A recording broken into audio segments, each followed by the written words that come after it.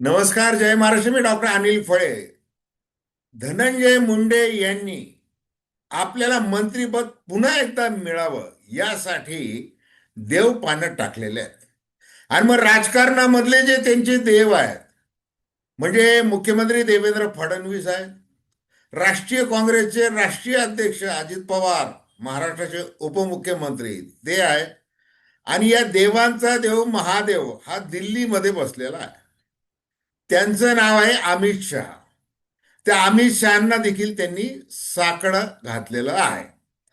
आता परळी वैद्यनाथचा जो महादेव आहे, त्या महादेवासमोर कितीही वेळेला नतमस्तक आपण झालो तरी आपल्याला न्याय मिळालेला नाही. राजकीय दृष्टी आपली मोठी हानी झालेली आहे. मग याचं खरं कारण काय, याचा आत्मशोध घेण्या इतके राजकारणी काही मोठे नसतात, हे लक्षात घ्या. सगळं नाटक असतं. आणि या नाटकाचा एक मोठा अंक सध्या महाराष्ट्रामध्ये सुरू आहे. मुळात मराठा विरुद्ध ओबीसी, मराठा विरुद्ध वंजारी हे राजकारण केलं जात आहे. त्याला खत पाणी घातलं जात आहे. आणि दुर्दैवाने घटना देखील तशा घडलेल्या आहेत. स्वर्गीय संतोष देशमुख यांची क्रूर हत्या झाली. लोकनेते, ज्येष्ठ नेते शरद पवार यांनी या घटनेचं गांभीर्य ओळखलं आणि तात्काळ देशमुख कुटुंबाची सांत्वनपर भेट घेतली.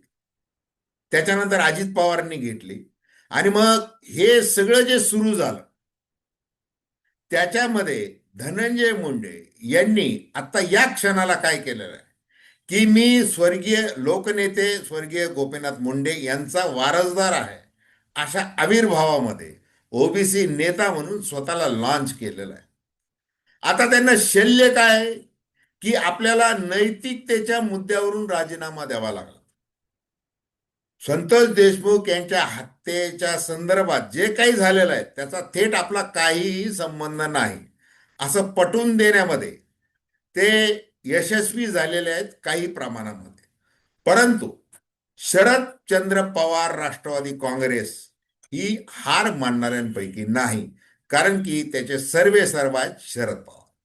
आणि मग आता शरद पवारांनी काहीही न बोलता ज्या पद्धतीने खुट्टी मारलेली आहे संभाव्य मंत्रिपदाबाबतची धनंजय मुंडेंच्या, त्यासंबंधी आपण थेटपणे चर्चा करणार आहोत.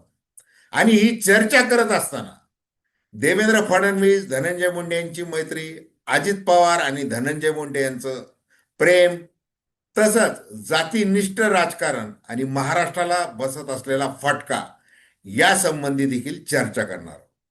तेव्हा दर्शकांना विनंती की चॅनल सबस्क्राईब करावं, सबस्क्राईबचं बटन दाबावं आणि आपली प्रतिक्रिया बिनधास्तपणे नोंदवावी. हे बघा, स्वर्गीय संतोष देशमुख यांच्या हत्या प्रकरणामध्ये जो मुख्य आरोपी ठरवण्यात आलेला आहे तो आहे वाल्मिक कराड. आता काल मुंबई उच्च न्यायालयाच्या छत्रपती संभाजीनगर खंडपीठाने त्याचा जामीन फेटाळला. त्याने जामिनासाठी अर्ज केला होता की मी त्या हत्येच्या संदर्भात किंवा खंडणी असा कुठंच माझा सहभाग नाहीये, मी कोसो दूर होतो. त्यामुळं मला मकोका लावण्यात येऊ नये, महाराष्ट्र संघटित गुन्हेगारी कायदा लावण्यात येऊ नये, आणि मला जो आरोपी म्हणून पकडलं गेलेला आहे, मुख्य आरोपी म्हणून, त्याच्यातून माझी कायमसाठी सुटका करावी असा त्याचा तो अर्ज होता. आता मुख्य सरकारी वकील गिरासे यांनी चांगला किल्ला लढवला आणि त्यांनी जामीन फेटाळण्याचा निर्णय हा उच्च न्यायालयाने द्यावा अशी एक व्यवस्थित वास्तवस्पर्शी अशी मांडणी केली होती. आता इकडे धनंजय मुंडे यांचं राजकारण मात्र कसं आहे. धनंजय मुंडे यांनी आपल्याला ओबीसी नेता म्हणून जसं लॉन्च केलेलं आहे त्याप्रमाणे आपण वंजारी समाजाचे एकमेव तारणहार आहोत असं देखील ते म्हणायला लागलेले. आणि इतकंच नाही तर छत्रपती शिवरायांची जी काही सर्वसमावेशक अशी जी भूमिका होती आहे आणि ती आदर्शवत आहे, त्यासाठी मराठा हे काही आमचे दुश्मन नाही आहेत हे देखील ते सांगतात. मराठा आरक्षणाला आमचा विरोध नाही हे देखील ते सांगतात. वगैरे वगैरे ती सगळी व्यापक अशी ती मांडणी करतात आणि त्यांचं ते कर्तव्य ठरतं एक नेता म्हणून आणि ते पाळतात. आता प्रश्न काय आहे? प्रश्न हा आहे की तुम्हाला ज्या वेळेला अभिमान वाटतो, काय अभिमान वाटतो? मी विक्रमी मतांनी विजयी झालो, 1,42,000 मतांनी विजयी झालो. पण ते तुम्ही कसे झाला? वाल्मिक कराड तुमचं पान हलत नाही. आणि मग ते काय घडलेलं आहे? या वाल्मिक कराडच्या टोळीने कशा प्रकारे मतदान घडवून आणलेलं आहे हे काही महाराष्ट्राला माहिती नाही का?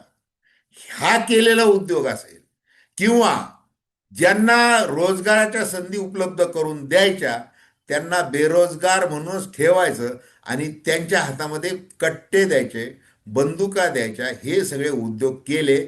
आणि त्याला आश्रय ते जे प्रत्यक्ष जो करतो त्याला मानलं की हा मला आता त्याची उणीव भासते मला, असं जाहीरपणे बोलायचं. मग तुम्हाला दर्शवायचं काय? आणि म्हणून ज्या वेळेला संतोष देशमुख यांची हत्या झाली ते व्हिडिओ सगळे प्रसारित झाले. आणि मग मुख्यमंत्री देवेंद्र फडणवीस यांनी अजित पवार, धनंजय मुंडे यांना बंगल्यावर बोलून घेतलं आणि बऱ्या बोलाने आता राजीनामा द्या, नाहीतर हे फार महागात पडणार आहे. आणि तुम्ही जर राजीनामा दिला नाही तर मी राज्यपालांकडे थेट बडतर्फीचा आदेश काढण्याची हे करेल. त्यावेळेला तो राजीनामा दिला मार्च 2025 मध्ये. तोपर्यंत द्यायला तयार नव्हते. मग आता तो द्यावा लागला. आता थेट हत्येशी आपला काही संबंध नाहीये हे पटवून त्यांनी दिलं. परंतु त्यांचा मंत्रिमंडळामध्ये प्रवेश होणं जवळपास अशक्य. त्याचं कारण काय?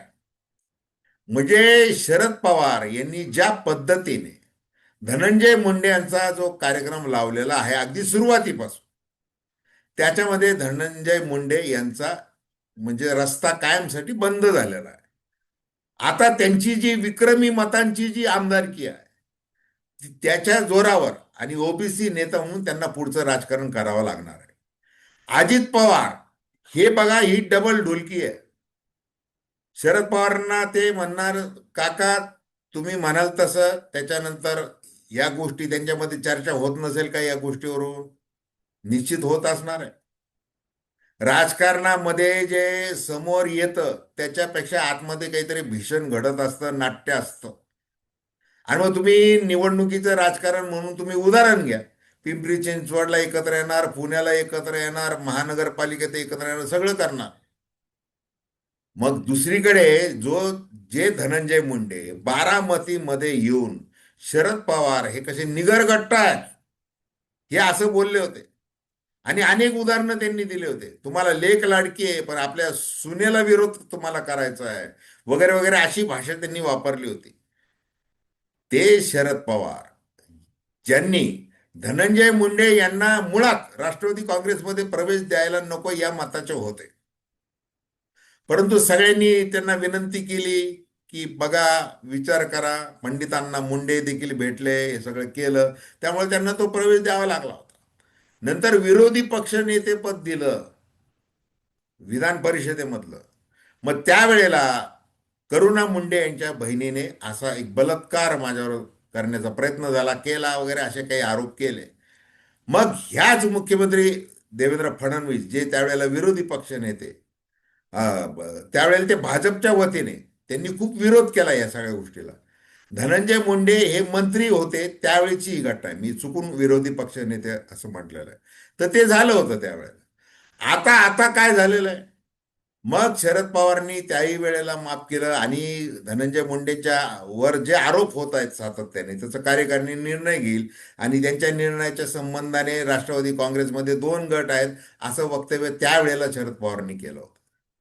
आणि मग आता अलीकडच्या काळामध्ये ज्या वेळेला विधानसभेची निवडणूक होणार होती त्याच्या आधी परळीला जी सभा झाली होती त्याच्यामध्ये शरद पवारांनी परळीची गुंडगिरी वगैरे असे मुद्दे सगळे मांडले होते. मग त्यांनी महादेव मुंडेंची हत्या असेल, संतोष देशमुखांची तर आहेच आहे, हे सगळं जे आहे हे खासदार बजरंग सोनवणे, खासदार सुप्रिया सुळे, आमदार संदीप क्षीरसागर, जितेंद्र आव्हाड, जयंत पाटील ही सगळी फौज कामाला लावली. आणि मग ते मुद्दे उचलायला लागले की धनंजय मुंडे हे कसे त्या अर्थाने विलन ठरतात, कराडा या गुन्हेगारांना समर्थन देणारे कसे ठरतात, हे सांगितलं. त्याला भरीला भर भारतीय जनता पार्टीचे आमदार सुरेश धस यांनी जो आरोप केला, जाहीर सभांमधून केला आरोप, की सातपुडा बंगल्यावर कशा मीटिंग झाल्या, कोणत्या दिवशी झाल्या, कोणत्या जून महिन्यामध्ये झाल्या, तिथे कोण कोण होतं, किती रुपयाची रक्कम, काय झालेलं आहे, हे ज्या वेळेला महाराष्ट्राला सांगितलं, त्यावेळेला सुप्रिया सुळे यांनी देखील तेच प्रश्न विचारले. तिथं पक्षभेद विसरले आणि एखाद्याचा काटा काढायचा म्हटल्यानंतर हे सगळं एकत्र ते केलं जातं.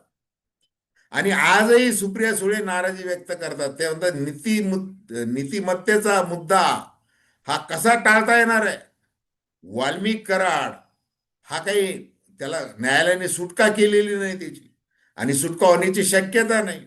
आणि मग तुमचं जसं अंजली दमानिया यांच्यापासून अनेक पत्रकारांनी जे मुद्दे मांडले वेळच्या वेळेला, की ऑफिस ऑफ प्रॉफिट असेल, परळी औष्णिक केंद्राचे ठेकेदारी असेल, जिल्हा नियोजन मंडळाचा निधी असेल, त्याचा गैरवापर असेल, असे कितीतरी गोष्टी आहेत. एक नाही म्हणायला, साहित्य खरेदी घोटाळा तो नागपूर खंडपीठात त्यांना ते दिलासा मिळाला, परंतु तो तांत्रिक विजय न्यायालयाच्या पातळीवर झालेला. प्रत्यक्षात काय झालेलं म्हणजे अगदी जे RSS विचारसरणी असलेली किसान सभा असेल, यांनी अनेक आक्षेप नोंदवले होते, की कसे घोटाळे चाललेले आहेत, साहित्य खरेदीमध्ये कसे घोटाळे चाललेले आहेत. तर ते पत्र वाल्मिकरांनी फाडलं, असा आरोप धनंजय मुंडे, सुरेश धस यांनी केला होता. हार्वेस्टर कसं ते गोळा केलंय. तर हे सगळे जे मुद्दे आहेत ते पुन्हा येणार आहे. मग आता स्वर्गीय संतोष देशमुख यांचे बंधू धनंजय देशमुख हे वारंवार म्हणतात की त्यांना सहआरोपी केलं पाहिजे. मग तेच म्हणणं सुप्रिया सुळे मांडतात आहे, तेच म्हणणं मनोज जरांगे पाटील मांडत आहेत. ते कशाच्या आधारे मांडत आहेत. आणि मग सरळ काय होतंय, की जातीपातीच्या नावाचं राजकारण व्हायला लागलेलं आहे. याच्यामध्ये कोणती जात ही कधीच बदनाम केली जाऊ शकत नाही. एखाद्या जातीला दोष देणं अतिशय मूर्खपणाचा आहे, तो देण्यात येऊ नये. ही जात चांगली ती जात वाईट असं कदापि म्हणता येणार नाही. हे व्यक्तिनिष्ठ असतं हे. परंतु त्याचं जे काही नंतर राजकारण केलं जातं ते फार क्लेशदायक आहे. ते महाराष्ट्राला नको आहे. मग बीडची बदनामी कुणी केली, परळीची बदनामी कुणी केली, माझी कशी मीडिया ट्रायल झाली, याचा टाहो फोडण्यात काय अर्थ नाही. तुम्ही ज्या पद्धतीचे गुन्हेगार पोचलेले आहेत, विजयादशमीच्या मेळाव्यामध्ये असेल किंवा इतर ठिकाणी तुम्ही स्वतः उल्लेख करत असाल, सगळे समर्थकांना बळ देता येईल असे, मग त्यांनी म्हणायचं आम्ही हत्तीवरून मिरवणूक काढू, आम्ही अमुक करू, आम्ही तमुक करू. हे सगळं पेटवलं जात आहे. आता जिल्हा परिषदेच्या निवडणुका आहेत. पुढं तुम्हाला निवडणुकीचं तंत्र, आणि भारतीय जनता पार्टीला कसं आहे की ओबीसी ओबीसी आमच्या DNA मध्ये, आमच्या DNA मध्ये हे सगळं करायचं. मग आपल्याला पत्ता आहे. अरे छगन भुजबळ महाराष्ट्राचे ज्येष्ठ नेते, त्यांनी धनंजय मुंडे यांना प्रमाणपत्र दिलं की गोपीनाथ मुंडेंचा वारसा तुम्ही पुढे चालवा. हे काय चाललेलं आहे. त्यांना अधिकार आहे, तुम्ही समाजाचे प्रश्न मांडा, प्रत्येक वर्गाचे प्रश्न मांडा, त्याला कुणी नाही म्हणत नाही. पण ज्या वेळेला राजकीय नीतिमत्तेचा मुद्दा येतो, ज्या वेळेला तुम्ही सांगता की वाल्मिकांचा, कधी म्हणता माझा संबंध नाही, कधी म्हणतात हो तो माझ्या जवळचा आहे आणि माझं काही मला हे नाही ते नाही, अशा प्रकारे करताय. बरं, तुम्ही अमित शहा यांची भेट घेतली, तुम्ही म्हटले मी परळीच्या मतदारसंघातल्या विकास कामांसाठी भेटलो. परवा तुम्ही हिवाळी अधिवेशनाच्या वेळेला अजित पवारांसह देवेंद्र फडणवीस यांची भेट घेतली, पोलीस महासंचालक ते रश्मी शुक्लांच्या समोर. तिथं तुम्ही बाहेर पत्रकारांना सांगितले मी परळीच्या विकास कामांविषयी चर्चा केली. हे जे आहे ना तुमचं नेतेपद, जसं तुम्ही वाढवताय तसं अभिनेते म्हणून तुम्ही कसे चांगले आहेत हेच तुम्ही सिद्ध करताय. तुम्हाला कुठेतरी त्याचे म्हणजे खुलासा करावा लागणार आहे. आणि मग तुमचे जे काही अंतरंग आहेत, जे फक्त जाहीररित्या आरोप केले जातात, ते कायद्याच्या चौकटीत कधी येतील याची लोक वाट बघत आहेत.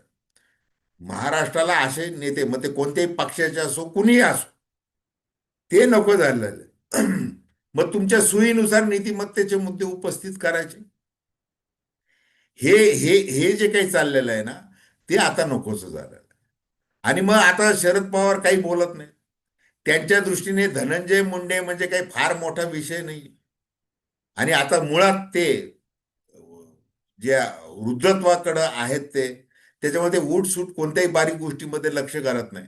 परंतु त्यांची जी ब्रिगेड आहे, आणि वेळ पडली तर शरद पवार हे स्वतः अमित शहाशी बोलू शकतात. तुम्ही असं समजू नका की ते भारतीय जनता पार्टीचे आहेत मग ते बोलते, असं काही नसतं. हे नीतिमत्तेला धरून काही गोष्टी करायच्या असतात, काही गोष्टी एकमेकाला सांभाळून घेण्याच्या असतात. त्यावेळेला दोन्ही शत्रू एकत्र येतात, शीर्षस्थ पातळीवरचे. हे लक्षात ठेवा. आणि अशा एखाद्या गोष्टीसाठी ते शब्द ऐकणार नाहीत का? आणि सातत्याने लावून धरलेलं आहे, दिल्लीत लावून धरलेलं आहे सगळ्या शरदचंद्र पवार राष्ट्रवादी काँग्रेसच्या खासदारांनी. इकडे गल्लीत तर धरलेलंच आहे. त्याच्यामुळे धनंजय मुंडे यांना मंत्री म्हणून पुन्हा शपथ ते विधी करणं, हे काही भारतीय जनता पार्टीचे सर्वोच्च सर्वे सर्व महाराष्ट्रातले मुख्यमंत्री देवेंद्र फडणवीस ना यांना परवडणार आहे, ना अजित पवार यांना परवडणार आहे. म्हणून जरांगे पाटील वारंवार म्हणतात आहे, ते काय म्हणतात आहे की फडणवीस साहेब, अजित पवार साहेब, तुम्ही लक्ष घ्या, तुम्ही यांच्यामुळे गोत्यात आल धनंजय मुंडे, तर ते तुम्ही करू नका. बाकी त्यांच्या हत्येचा कट वगैरे ते आरोप, ते अजून तो विषय मोठाच आहे. तर थोडक्यामध्ये जाता जाता एवढंच सांगायचं आहे की शरद पवार यांनी एखाद्याचा कार्यक्रम करायचं ठरवल्यानंतर ते कुणालाच सोडत नाही. आणि त्या पद्धतीने धनंजय मुंडे यांचा त्यांनी कार्यक्रम केलेला आहे. धनंजय मुंडे यांनी कितीही प्रयत्न करू तरी त्यांना यश मिळेल याची शाश्वती नाही. आणि जर आता हे सगळं हे राजकीय विश्लेषण आहे, हा तर्क आहे. जर त्यांना मंत्री केलं तर काय होईल? मग ते आपल्याला हिशोब केला जाईल. भारतीय जनता पार्टी हिशोबावर वागते, सर्वे करते अंतर्गत. बरं, मुख्यमंत्री देवेंद्र फडणवीस गृहमंत्री आहेत, अमित शहा देशाचे गृहमंत्री आहेत. मग ते गृहमंत्री म्हणून त्यांना येणारी माहिती वेगळी आहे. काय चाललंय समाजात, काय प्रतिक्रिया होऊ शकतात, काय होऊ शकतं. आपला राजकीय फायदा एक वेळ होईल, परंतु आपलं ते जे नुकसान होणार आहे ते जर धनंजय मुंडे यांच्यामुळे होत असेल तर काय? मग धनंजय मुंडे फडणवीस यांची मैत्री खूप आहे. अगदी ते भाजप युमोचे होते, हे प्रदेशाध्यक्ष होते, तेव्हापासूनची मैत्री वगैरे ते सगळं जरी किती असलं आणि त्यांनी ठरवलेलं जरी असलं की ठीक आहे आता नीतिमुद्द्याचा तर मी असं म्हटलं होतं आणि मग ते देतील प्रवेश, तो दिला तर ते तेवढं सोपं नाहीये, हे तितकंच खरं. तर धन्यवाद. हा व्हिडिओ आपल्याला आवडला असाच अवश्य शेअर करा, सबस्क्राईब करा आणि आपल्या प्रतिक्रिया बिनधास्तपणे नोंदवा. धन्यवाद.